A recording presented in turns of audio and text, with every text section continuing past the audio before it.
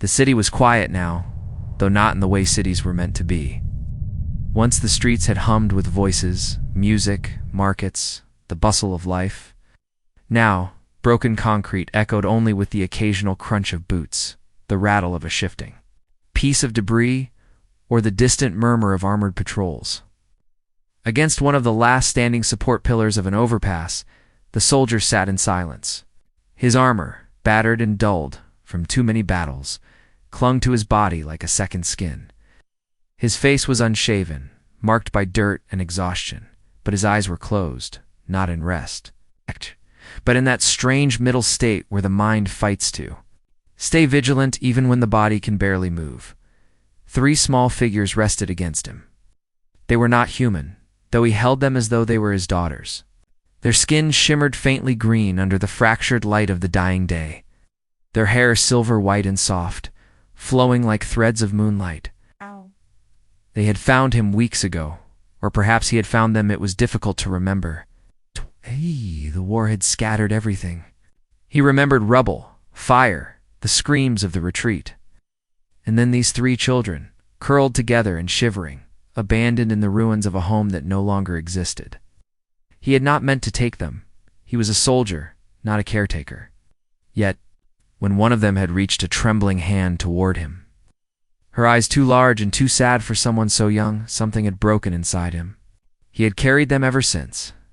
Now they slept against his armored chest, breathing in quiet unison, their tiny hands clutching at the plates of his suit, as if he were the only wall between them and the end of the world. But beside his legs, his dog lay stretched on the cracked pavement, chest rising and falling in deep, steady rhythm. The animal had followed him since the early days of the conflict, a shadow of loyalty that had never wavered. Even as commanders abandoned their men, even as cities fell, even as nations ceased to matter, the dog had learned not to bark at strangers, not to whimper at hunger, not to flinch at gunfire. Now it slept like the children, confident in his presence. The soldier opened his eyes. The horizon glowed faintly, not with the warm light of the sun, but with the cold shimmer of artificial signs flickering in the distance. Patrols moved out there, armored figures searching, scanning, hunting. They were not allies. Once they might have worn the same insignia as he did, but now they were something else. Machines, inside men, or perhaps men inside machines. Hard to tell anymore. He knew if they saw him, they would not hesitate. And if they saw the children, the green-skinned little ones, they would do worse than kill. He tightened his arm carefully around the 3 of them. Their breath tickled the scarred fabric under his armor, warm and fragile. How strange it was, he thought, that in the middle of a war for survival, he had found his reason to keep surviving in beings who had nothing to do with him. They were not human. Their people had come from the stars, at first as conquerors, then as broken refugees when a greater enemy followed them to Earth. Humanity had fought both sides. And in the chaos, the lines had blurred until all that was left was ruin. But children did not carry those lines. Children were just children, could not let them die. He remembered the first night he had carried them through the burning outskirts of the city. They had not spoken his language, but they had clung to him as though they understood something beyond words, that he was not going to leave them behind. The dog had trotted beside him, ears back, growling at shadows as they made their way into the endless dark. Since then, each day had been a fight to keep them hidden, fed, alive. His armor was dented, his body scarred, his weapons running low, but they were still here, so that was what mattered. A soft noise broke the silencer. Whimper, one of the girls stirring in her sleep. Her fingers twitched against his gauntlet, as if dreaming of something she could not reach. He brushed a strand of her white hair back gently, the motion awkward with his heavy glove, but tender all the same. Her face relaxed again, and she nestled closer. For the first time in days, he allowed himself a small, tired smile. Tomorrow, they would have to move again. The patrols were getting closer. Supplies were running out. He had heard whispers of a safe zone somewhere north, a place where both humans and the green-skinned survivors were being sheltered together. He didn't know if it was true. He didn't know if he could get them that far, but he would try. He owed them that much. He leaned his head back against the pillar and closed his eyes. It's not to sleep, but to listen to the steady breathing of the dog, to the fragile heartbeats of the children, to the silence of a city that had forgotten what peace was. Around him, the world was falling apart. But in that small circle of warmth against his chest, he found something like hope. Even if the war never ended, even if the world never healed, he had this moment. 3 children asleep in his arms, a loyal companion at his side, and a promise in his heart that he would not let them be taken. For now, that was enough. The soldier's head tilted slightly as he fought the pull of sleep. He knew he couldn't let his guard down, not here, not now, but exhaustion had its claws deep in his bones. His armor felt like lead, every dent a reminder of battles fought. And survived, though barely. He lifted his gaze and scanned the ruins around them. The concrete pillars of the overpass stretched high overhead, casting heavy shadows across the cracked asphalt. It was a place of hiding, not safety. Safety didn't exist anymore. The patrol in the distance gave a sharp bark of orders metal. On stone, as their boots struck the ground, he watched the silhouettes black against the faint glow of neon haze. They moved with mechanical precision, armor gleaming with cold light. Once he had walked among them. Once they had called him brother, soldier, comrade. Now they were hunters. The dog stirred, ears twitching, nose lifting into the night air. The soldier lowered a hand to calm him, scratching gently behind the ear. The animal relaxed, pressing against the warmth of his leg. Loyal to the end, the soldier thought. Dogs didn't care about politics, about who had fired first, or which side claimed victory. They cared about the pack. The children, too, had become part of that pack. He looked down at them again. Their tiny frames rose and fell in perfect rhythm. The 3 of them looked almost identical sisters, perhaps, or simply children of a people who all shared the same pale hair, luminous skin, and delicate features. They wore simple dresses, worn thin by time and travel, once pink, but now dulled to gray. He remembered trying to mend one with a strip of cloth torn from his undersuit, fumbling with stitches by the flicker of firelight. The girl had smiled. At him then, a small, fragile smile that had carved through the darkness. He wasn't sure why he had kept going with them. At first, it had been instinct. No soldier left the helpless behind. But after weeks of moving, hiding, fighting, they had become something else. They weren't a mission. They weren't a burden. They were his reason.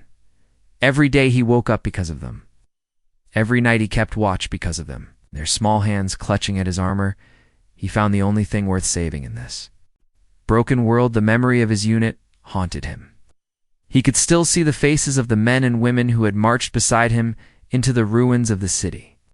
He could hear the last screams over the combs, the static, the silence. He had watched them fall one by one until only he remained. When he had found the children, he had thought of them, of what they would have done, of how they would have given their last breath to shield the innocent. He carried those memories with him, heavy as his armor, and every time he looked at the girls, he felt that his comrades were still there, guiding his hand. The youngest stirred again, murmuring in a language he didn't understand. Her small fingers pressed against his chest plate, as if she were searching for comfort in her dreams. He bent his head low and whispered, "It's all right, I've got you." She quieted, slipping back into peaceful slumber. He looked past the pillars to the horizon where the sky glowed faintly red, the remnants of a city that burned endlessly. Somewhere beyond that fire was the safe zone, or the rumor of one. Maybe it was a lie, maybe a trap. But maybe, just maybe, it was real. He had to believe it was. Without belief, there was only despair. The dog shifted closer, laying its head on his armored boot. The soldier stroked its fur absently, eyes never leaving the shadows. He thought of the road ahead. They would need food, water, weapons. He had little of any. His rifle lay beside him, scratched and nearly out of charge, but still deadly enough to keep patrols at bay if he chose his shots wisely. He would not waste it. Every bullet now was a promise won. He might have to keep, to defend the lives pressed against him. A breeze swept through the ruins, carrying the scent of ash and rust. The soldier inhaled deeply, grounding himself. Tomorrow, he told himself. Tomorrow, we move. Tonight, just one more night of rest. Children needed it. The dog needed it. He needed it. But sleep would not come for him. He had lived too long in the war's shadow to let it claim him easily. Instead, he watched the flickering neon in the distance and thought of the past, of home, of what might have been. And though his heart was heavy, though his body screamed with fatigue, a quiet strength stirred inside him. She was not done yet, not while they still breathed. He looked once more at the children, their glowing skin casting faint light on his armor. In them, he saw not alien invaders, not reminders of war, but the fragile possibility of a future. He would carry them through the ruins, across the ashes of this dying world, until they found somewhere safe for, until he had nothing left to give. For now, though, he simply held them close, listening to their steady breaths, and let the night pass around them like a storm, waiting for dawn. The night stretched long, broken only by the occasional sound of distant engines or the metallic stomp of patrols searching the ruins. The soldier remained still, every muscle taut, though his body screamed for rest. His eyes moved from shadow to shadow, tracing the outlines of shattered buildings, burned-out cars, the husks of what had once been a thriving city. It was a graveyard now, yet even graveyards had their dangers. The children slept soundly, pressed together for warmth. Their small hands tangled, as though afraid of losing each other, even in dreams. Their faint glow cast a soft hue across his armor, strange and beautiful. Like they carried the light of another world within them, wondered what that world had been like before war chased them here. Did they have skies of their own? Oceans? Forests? Did their people laugh and sing the way humans once had? He would never know. All that remained were these three fragile lives. His dog shifted again, ears flicking back and forth. A low growl rumbled in its throat, but the soldier pressed a calming hand to its side. "Easy, boy," he whispered. The animal's growl faded into a sigh, though its body stayed tense. The soldier trusted its instincts. If it sensed danger, then danger was near. He adjusted his grip on his rifle, eyes narrowing at the darkness. Minutes passed, then an hour. At last, movement caught his eye. Far down the ruined street, a figure slipped between the wreckage. Small, fast, hunched. Not armored like the patrols. A scavenger, most likely. The soldier watched closely. Another figure followed and another, until a handful of them crept along the shadows, their eyes scanning the rubble for salvage. He cursed silently. Scavengers were unpredictable, desperate, hungry, often armed. They killed for scraps. He glanced at the children sleeping so peacefully and felt his chest tighten. He couldn't risk an encounter. Shifting carefully, he nudged the dog to silence and pressed his back harder against the pillar, willing the shadows to conceal them. The scavengers passed slowly, muttering in low voices. He caught fragments of words, talk of food, weapons, something about a caravan they had ambushed earlier. His jaw clenched. These were not harmless survivors. They were predators. One of them stopped, lifting his head. For a heartbeat, the soldier thought he had been spotted. But then the scavengers spat into the dirt and moved on, disappearing with the others into the ruins. Only when their footsteps had faded did he let out a long, controlled breath. Close. Too close. The dog settled again, though its eyes remained watchful. The soldier rubbed its head gently, then looked up at the sky. No stars shone through the thick haze of smoke and ash, only the faint red glow of burning districts and the cold shimmer of distant neon. The world felt dead, as though even the heavens had abandoned it. But in his arms, he held life fragile and stubborn. That had to mean something. Hours later, when dawn finally broke, the light was gray and heavy. The children stirred, stretching, their small limbs and blinking their pale eyes open. One of them, the middle girl, looked up at him sleepily, her expression softening into a smile. She reached out, touching his cheek with her tiny glowing fingers. The warmth of her skin against his dirt-streaked face was almost unbearable. He forced himself to smile back. "Morning," he whispered, though she couldn't understand. Still, she seemed to know what he meant. She nestled closer, her sisters soon following until all three clung to him with quiet trust. He let himself hold them for another moment before pulling away carefully. There was no more time to waste. He rose. Slowly, joints aching, armor groaning in protest. The children clung to his hands, and the dog stood ready at his side. He slung his rifle over his shoulder and scanned the horizon once more.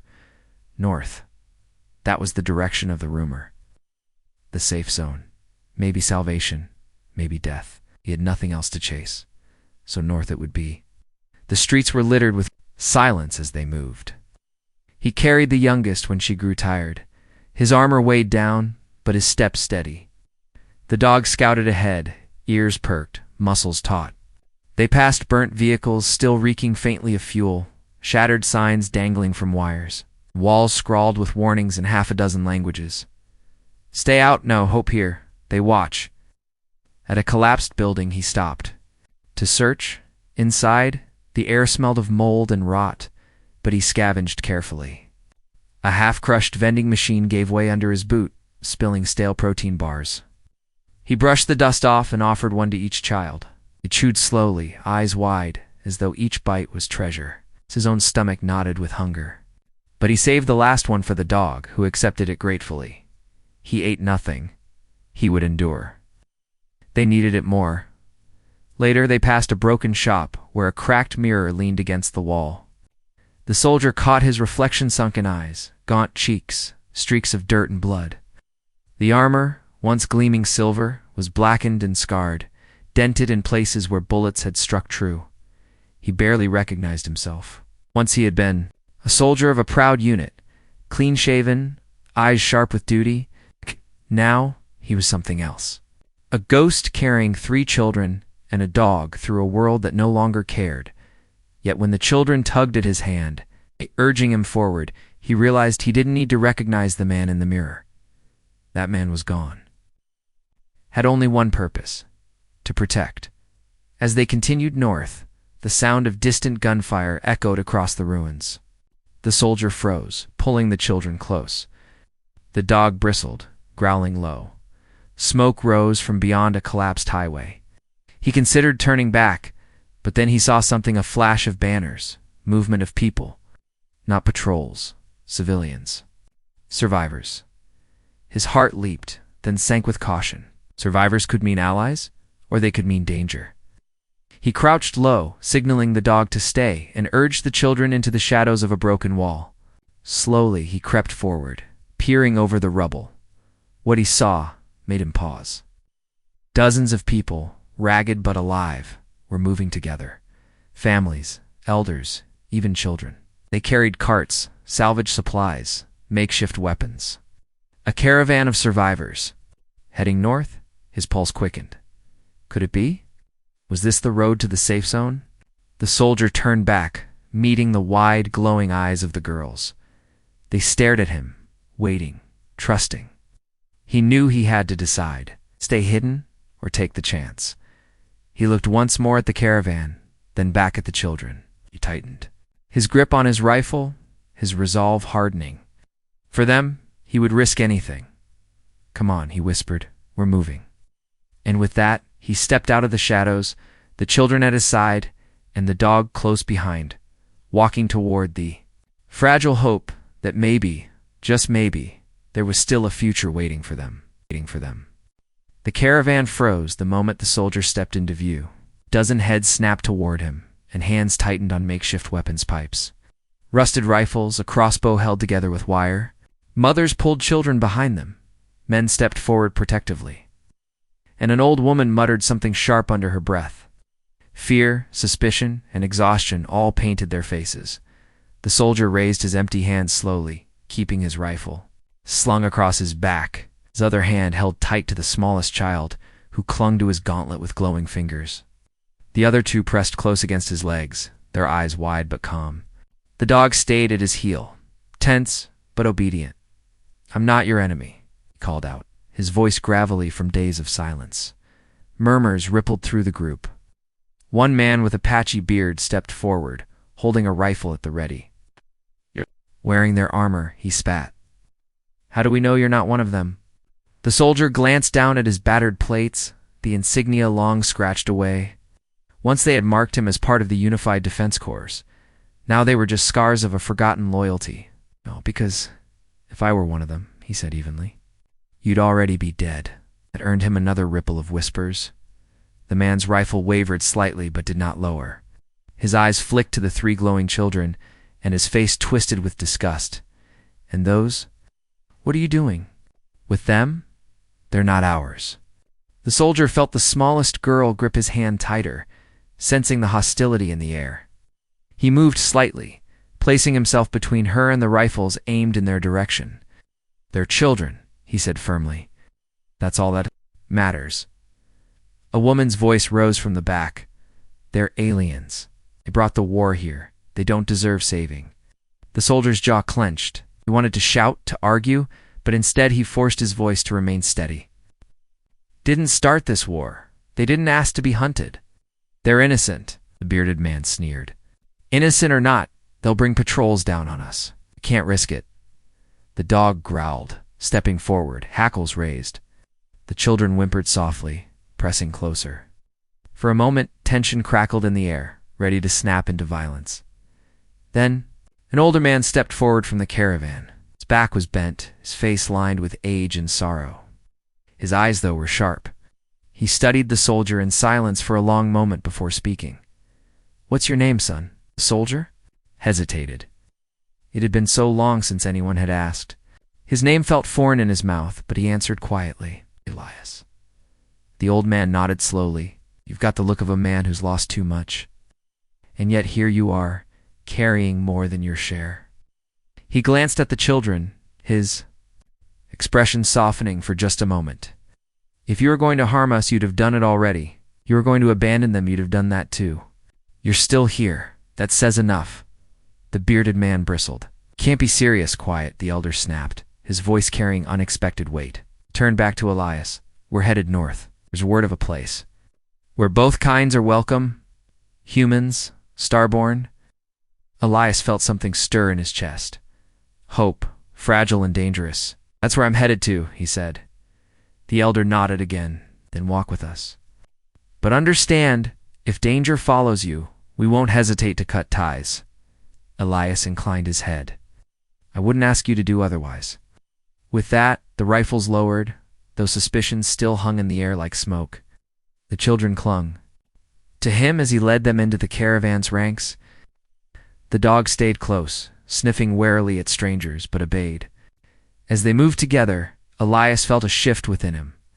For weeks, it had been just him, the children, and the dog, alone against the world. Now, for the first time, he was part of something larger. It's not a unit, not an army, but a family of survivors. Caravan moved slowly, carefully through the ruins. Voices murmured around him, some curious, some fearful. Children peeked at the glowing girls, their eyes wide with a mixture of awe and suspicion. A few whispered questions Elias couldn't hear. He ignored them, keeping his focus on the path ahead. As the day wore on, the caravan reached the edge of the city. Beyond lay the wasteland stretches of ash and broken ground, dangerous in their emptiness. Elias walked with steady steps, his rifle shifting against his back, his eyes scanning the horizon. He knew this was only the beginning. That night, when the caravan made camp among the ruins of an old service station, Elias sat apart from the others, the children curled against him, the dog at his feet. A fire flickered in the center of the camp, casting shadows on weary faces. Laughter rose in small bursts, fragile but real. For the first time in weeks, Elias felt the hum of life around him. One of the girls tugged at his sleeve, pointing toward. The fire, her glowing eyes reflected the flames, curious. Elias looked at her and shook his head softly. Not tonight, he murmured. We're safer here. She pouted but leaned against him, yawning. The elder approached quietly, settling down across from Elias. For a while they sat in silence. Then the old man spoke. You carry them like your own. Elias looked down at the children. In some ways they are. The elder studied him. And yet you know the road ahead won't be kind. You could leave them with us. Let us decide their fate. Elias's grip tightened around the smallest child. His voice was quiet, but unyielding. "They stay with me." The old man nodded, as if he had expected that answer. "Then may your strength hold, because you'll need it." Elias said nothing more. The children slept, the dog dozed, the fire cracked, and above them the sky stretched vast and starless. Tomorrow, the road would test them again. But tonight, for the first time, Elias did not feel entirely alone. The caravan froze the moment Elias stepped into view. A dozen heads turned, suspicion sparking in every gaze. Hands tightened around makeshift weapons pipes, dented rifles, even sharpened rebar. Mothers pulled their children back. Men stepped forward to shield their families. The air was thick with fear, the kind that could easily turn to violence. Elias kept his movements slow. His rifle stayed slung across his back, his right hand raised to show he carried nothing in it.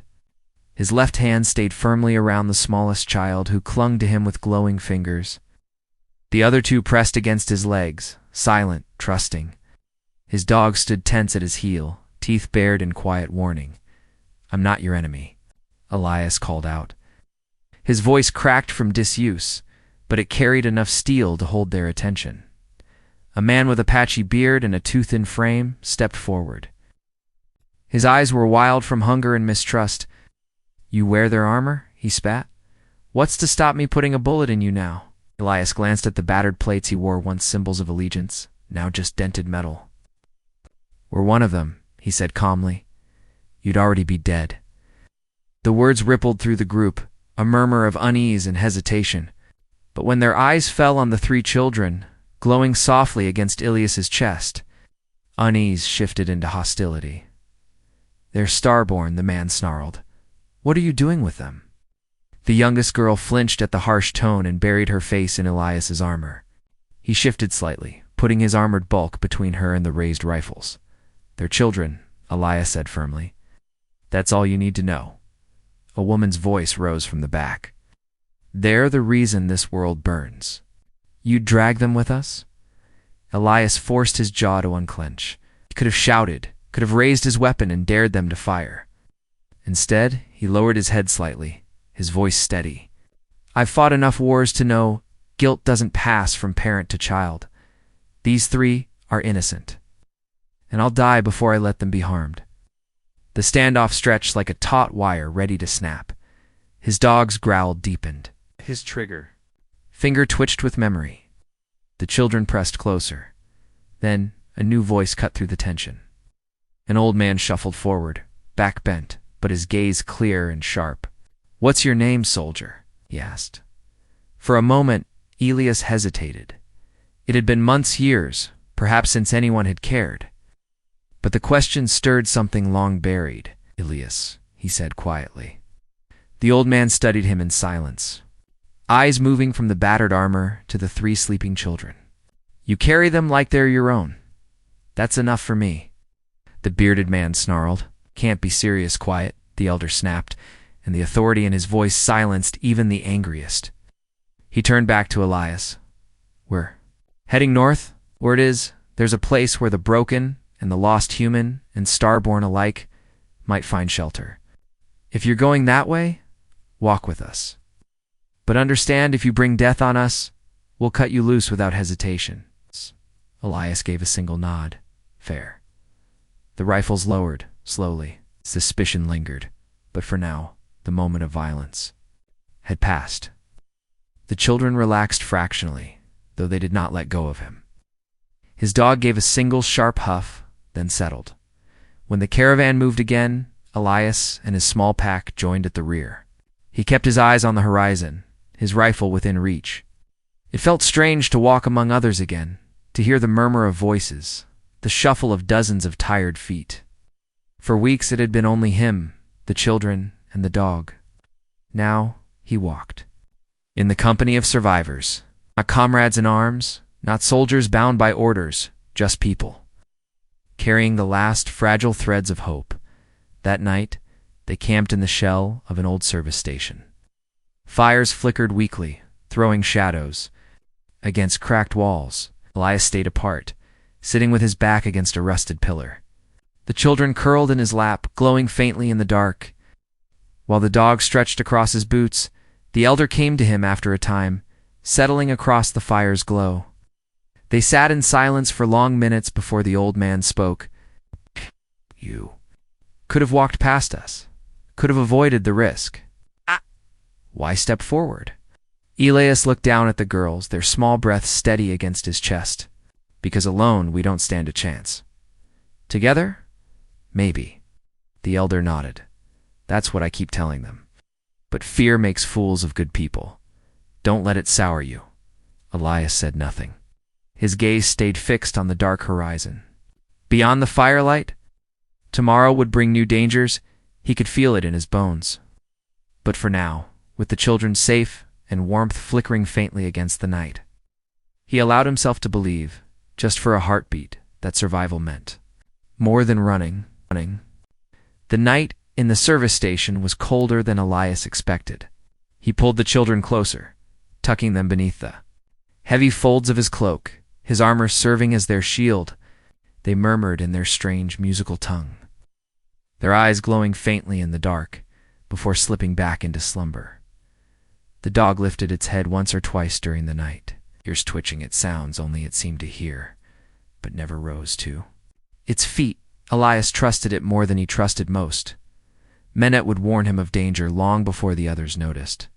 Across the horizon, filtered through ash clouds, the caravan stirred slowly, people packing their few belongings. Elias moved among them silently, the three little ones holding his hands. They received stares, whispers, even the occasional hissed curse, but no one dared confront him openly. Not after the elder had spoken. The bearded man from before shot Elias a glare as they passed each other. Elias ignored him. In another life he might have answered hostility with the sharp edge of violence. Now violence was his last option because these children needed him alive more than he needed pride. By midday, the caravan reached the edge of the wastelands. The city fell away into a sprawl of broken highways, crumbled overpasses and fields of ash where nothing grew.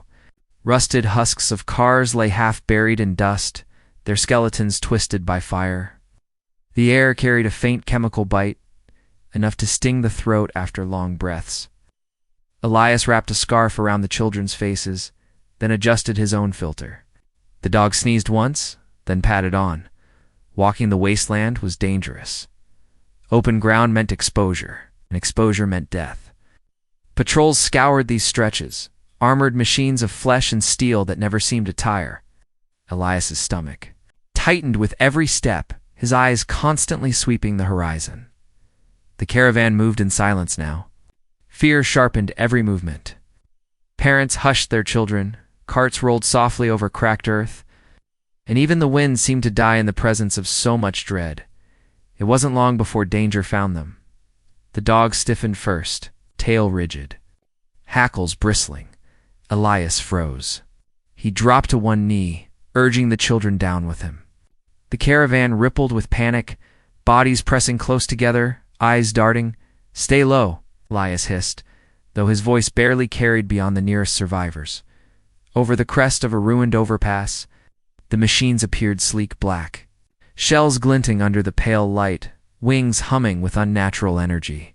They swept across the wasteland in formation, scanning the ground with beams of cold blue light. The caravan ducked into the broken carcasses of vehicles, outing beneath scraps of metal and shattered concrete. Elias pulled the children under a collapsed section of road, his heart pounding in his ears. The dog pressed tight against him, silent but trembling with tension. One of the children whimpered softly, a sound so faint most would have missed it. But Elias felt it like a knife. He pressed a finger to his lips and stroked her silver hair gently, calming her. "It's all right. I've got you," he whispered. She nodded, tears glimmering in her glowing eyes. The drones passed overhead, their beams sweeping dangerously close. One struck the wreckage they hid under, scattering dust. Elias held his breath, his hand tightening on his rifle. If they were spotted, there would be no time for hesitation. He would fight, even if it cost him everything. But the beams moved. On, the drones hummed past, shrinking into the distance. Then, gradually, the caravan emerged from hiding. A collective sigh of relief swept through them, though fear still lingered in every glance. Elias stood last, helping the children out carefully, brushing dust from their thin dresses. The dog shook itself, ears twitching. The bearded man spat into the ash. They'll be back. Always are. You brought them on us with those things. His eyes flicked to the children. Elias's hand twitched toward his weapon before he stopped himself. His voice was low, quiet, but laced with iron. Say that again, and I'll show you just how wrong you are. The man blanched, muttered a curse, and stepped back. Enough. We waste strength on each other while the machines hunt us all the same. Keep moving. The caravan obeyed, trudging onward into the endless ash. Elias stayed at the rear, his eyes scanning, his mind calculating. The children walked beside him, still trembling, but when one of them slipped her tiny hand into his, felt the fire of his resolve burn brighter. He would see them through this wasteland, no matter what it cost. As the day wore on, the sun sank behind the smoke-choked horizon, painting the wasteland in deep red. The caravan stopped at the skeleton of a collapsed tower, making camp in its shadow. Fires were lit cautiously, their flames hidden behind walls of stone and steel.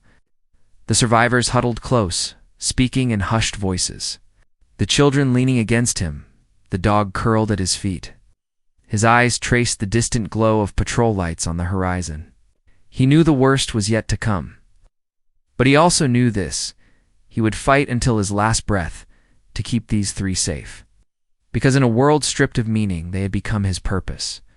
And sometimes, purpose was enough to keep a man alive. The night in the shadow of the collapsed tower was restless.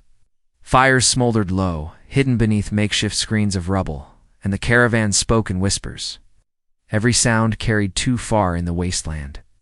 Even the children who had grown used to sleeping through the constant unease shifted uneasily in their dreams. Murmuring in their strange language, Elias sat with his back against a slab of concrete, rifle across his knees. His eyes stayed open long after others closed theirs. The dog dozed lightly at his feet, ears twitching, ever alert. For Elias, sleep was a luxury he could no longer afford. He had lived too long on the knife's edge of survival. Rest came in. Stolen fragments, never in peace. At some point, the elder approached again, a thin blanket draped across his shoulders. He lowered himself slowly to sit opposite Elias, his bones creaking like dry wood. For a time, they sat without words, listening to the faint crackle of hidden flames and the quiet breathing of families huddled together. "You don't sleep much," the old man said at last. "Not when I'm responsible for more than myself," Elias replied. The elder studied the children where they lay curled against him, pale skin shimmering faintly in the dark. They look so small. It's hard to imagine they came from the sky. "They didn't come as soldiers," Elias said quietly. "They were born into the aftermath. They're just children." The elder's eyes narrowed slightly, thoughtful. "Speak of them. Like a father?" Elias hesitated, then gave a weary shrug. "Maybe I am, in a way. Not by blood, but by choice." The elder leaned back against the rubble, his gaze distant. "The world doesn't see them that way. Fear makes it hard, too." "See innocence." Elias's jaw tightened.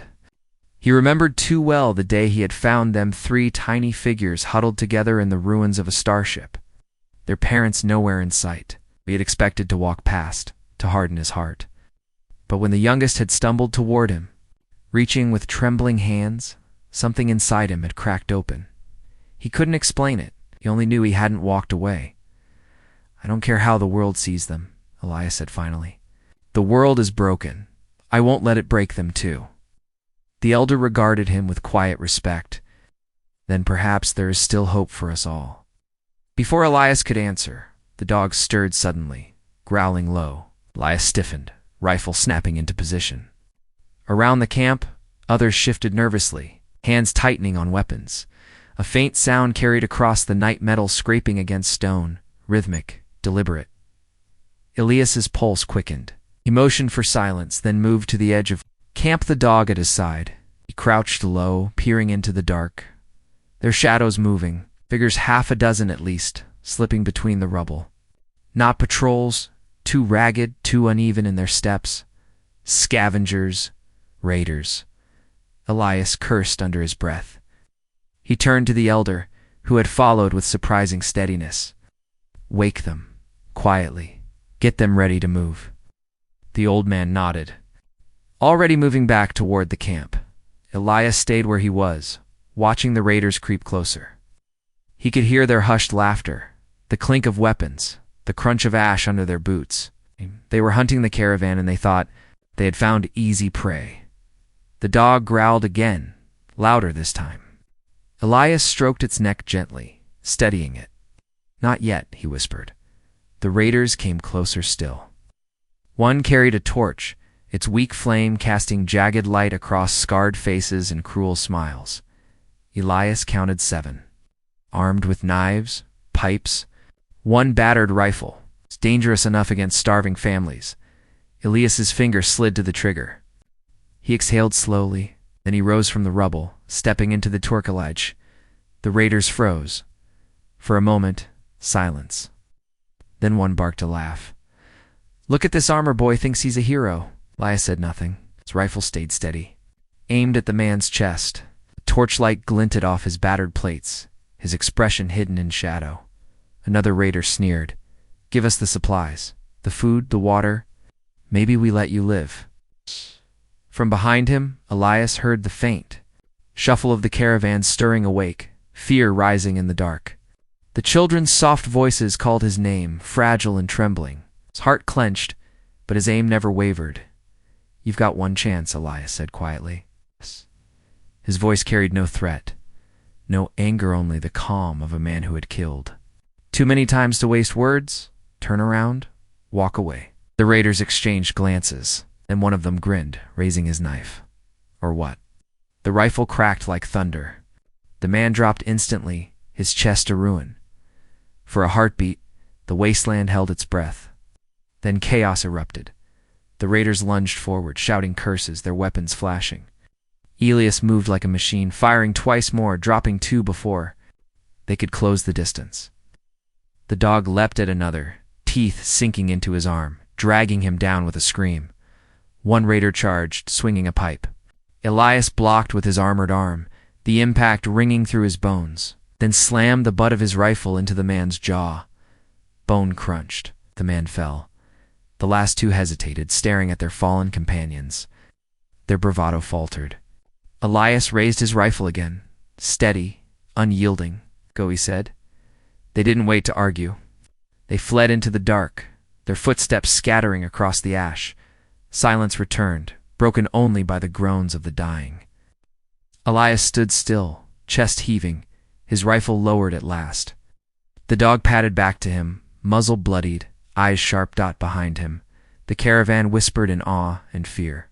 Some looked at him as a savior, others as a monster. The children ran to him, their glowing eyes wide with terror and relief. They clung to his legs, trembling, their small hands gripping tight. He knelt, wrapping his arms around them, holding them close. "It's all right," he murmured. "I've got you. Always." The elder stepped forward, his face grave. "You saved us," he said simply. Elias shook his head. His voice was quiet, weary. "No, I just bought us another day." He looked out into the wasteland, the torchlight flickering on the broken earth. The north still called, distant and uncertain. The safe zone, if it even existed, lay beyond countless dangers. Tonight had proven what tomorrow would hold. There would always be another fight, another enemy, another moment when his will would be tested. But as the children pressed against him, as the dog stood ready at his side, Elias knew this. He would not stop, not until they reached safety, or until he had nothing left to give. And so, when the dawn rose again, gray and cold over the wasteland, Elias stood with the caravan and began walking north once more. The march north grew harsher with every mile. The wasteland stretched on without end, an endless grave of twisted steel and scorched stone. The caravan, thin, some too weak to keep pace, collapsed along the road, their families torn between, staying behind or pushing forward. Most chose to keep moving. Mercy had become a rare luxury in this broken world. Elias walked at the rear, as always, the children close to him and the dog scouting a few paces ahead. His eyes never rested, sweeping every ruin, every stretch of cracked earth. He had learned long ago that danger came not when one expected it, but in those moments when fatigue whispered that perhaps it was safe to blink. The youngest child stumbled, her glowing eyes heavy with exhaustion. Elias scooped her up without hesitation, her tiny arms wrapping around his neck. The other two trudged on beside him, silent but determined. Their small figures were fragile against the backdrop of ruin, yet there was something unyielding in them, something that reminded Elias of why he still breathed, as the sun began to fade. The caravan reached the husk of an old highway overpass. Its supports leaned at broken angles, the road above collapsed in jagged slabs. Beneath its shadow, the survivors made camp. Fires were lit with caution, hidden in oil drums and shielded by walls of rubble. The smell of burning plastic stung the air. Elias set the children down and checked the perimeter. The dog followed, sniffing, ears pricked. When he returned, the elder waited for him with a strip of dried meat in hand. "You should eat," the old man said. Elias shook his head. Later, the elder pressed it into his hand anyway. "You'll be no use to them if you collapse." Reluctantly, Elias took it. The taste was bitter, but it filled the hollow ache in his stomach. The children watched him, their bright eyes unblinking. He broke the strip into smaller pieces, handing it to them. They smiled faintly as they chewed, their small hands brushing his, as though to reassure him they were grateful. For a moment, there was peace. Fragile, fleeting peace. But then came the sound, distant, faint, but unmistakable, the rhythmic thud. Of heavy machines, Elias froze. His eyes locked on the horizon, where the last light of day bled into darkness. At first he thought it was thunder. Then the ground trembled and he knew, patrols. Shouts spread through the camp. Families scrambled to gather belongings, to extinguish fires, to hush crying children. Panic rose like wildfire. Elias stood, rifle in hand, his voice cutting through the chaos. "Move, now. Scatter into the ruins, don't stay in the open." Caravan obeyed, fear lending speed to weary limbs. They fled into the shadows of broken buildings, vanishing into rubble and ash. Elias herded the children and the dog beneath the remains of a collapsed ramp. Pressing them against the stone, the machines came into view. 6 of them, armored walkers moving with the precision of predators. Their searchlights cut through the dark, sweeping across the wasteland. Their steps shook the ground. Each one a hammer strike in Elias's chest. He held the children close, their small bodies trembling. The dog crouched low, lips curled in a silent snarl. Elias kept his finger near the trigger, but didn't fire. Not yet. To shoot now would be suicide. The patrol spread out, scanning, hunting. One beam swept dangerously close to their hiding place, illuminating the dog's fur. Elias's breath caught. The child at his side whimpered softly. The beam lingered. Then, mercifully, moved on. But Elias knew they hadn't escaped yet. The machines were searching systematically. It was only a matter of time before they were found. He glanced at the elder, crouched in the rubble a few meters away. Their eyes met. The old man gave the slightest nod. He understood. Elias inhaled deeply, steadying his nerves. If he stayed hidden, the machines would find the children and slaughter them with the others. If he moved, he drew their attention. Maybe the caravan would have a chance. He leaned down, pressing his forehead against the eldest child's. "Stay here. Don't move. I'll come back for you." Her glowing eyes filled with fear. She shook her head, clutching his arm. The others followed, clinging desperately. "I'll come back," Elias whispered fiercely. "But you have to trust me." Dog winced softly, as if sensing what he intended. Elias stroked its neck. "Protect them, no matter what." Then, without another word, he slipped from the rubble and into the open. The searchlights found him almost instantly. Shouts and mechanical tones echoed across the wasteland. The patrols turned, their heavy feet pounding as they converged on him, Elias ran not away from the caravan, but toward the heart of the ruins. He fired as he moved, shots cracking in the night, striking sparks against armored shells. The machines roared in answer, beams slicing the air where he had been a heartbeat before. He moved like a shadow, like the soldier he once was, weaving through broken walls and shattered streets. His rifle spat fire, his armor rang with impacts, his lungs burned, but he kept running. 'Cause every step he took, every bullet he fired, was another moment bought for the children. The last thing he heard before the night swallowed him was their voices, 3 small cries calling his name. He didn't look back.